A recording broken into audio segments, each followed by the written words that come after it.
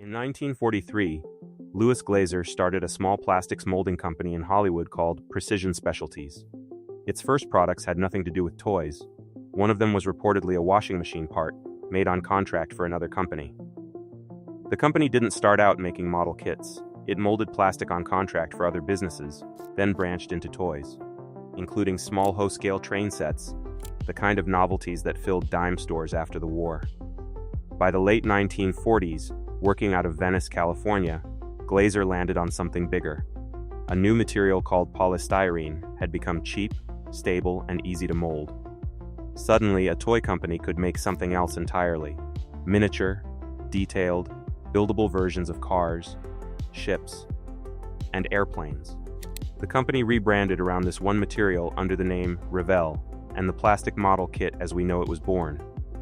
Revell wasn't alone in this new industry.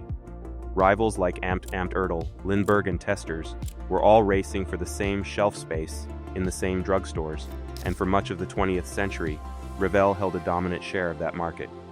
By the mid-1950s, Revell wasn't just an American company anymore.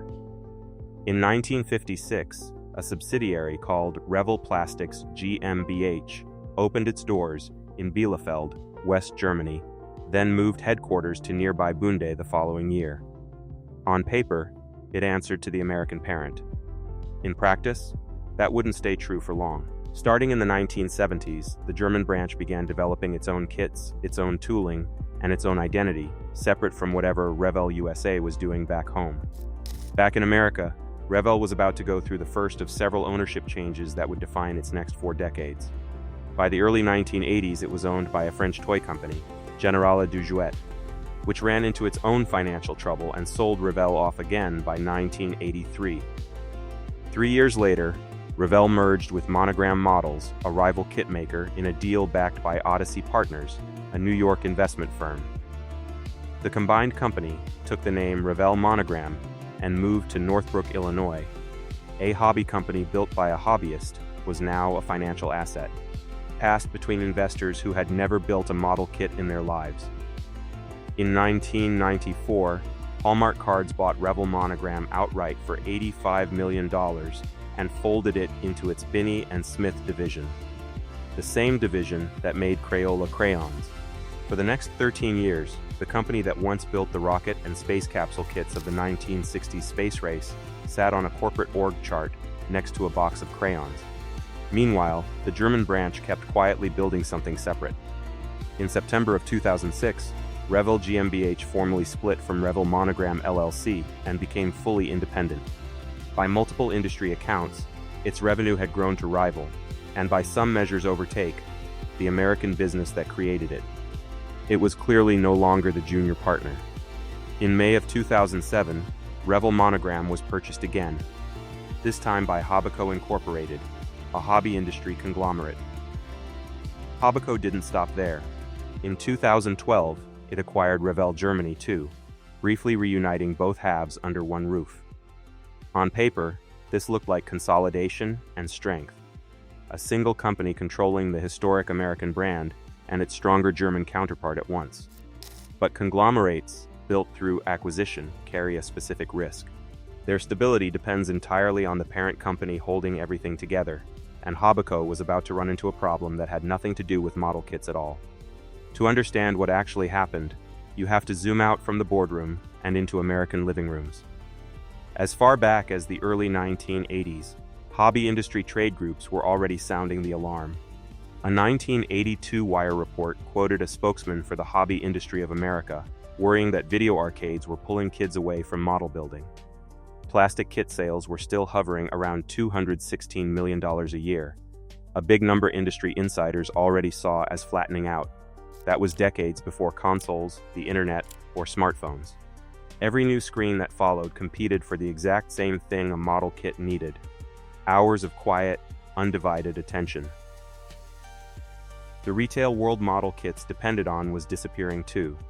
Corner drugstores and dedicated hobby shops gave way to big box retailers with shrinking model aisles, then to online ordering that skipped the impulse buy entirely. Hobbyists who stuck with the craft got older year after year, while fewer new kids replaced them. The hobby didn't die. It aged. Even the kits themselves tell part of the story. In the early 1980s, one of the best-selling kits in the country was the General Lee, the orange Dodge Charger from the Dukes of Hazzard, because Revell had always leaned on whatever was already on screen to pull kids in. Over time, that relationship flipped.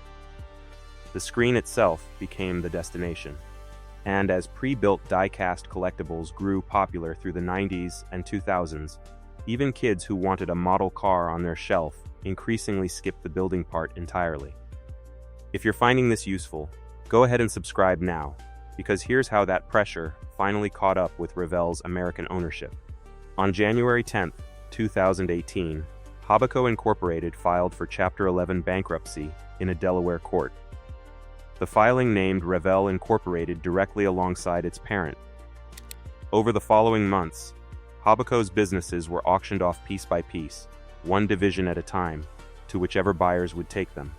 On April 13th, a court hearing confirmed the sale of both Revell USA and Revell Germany together.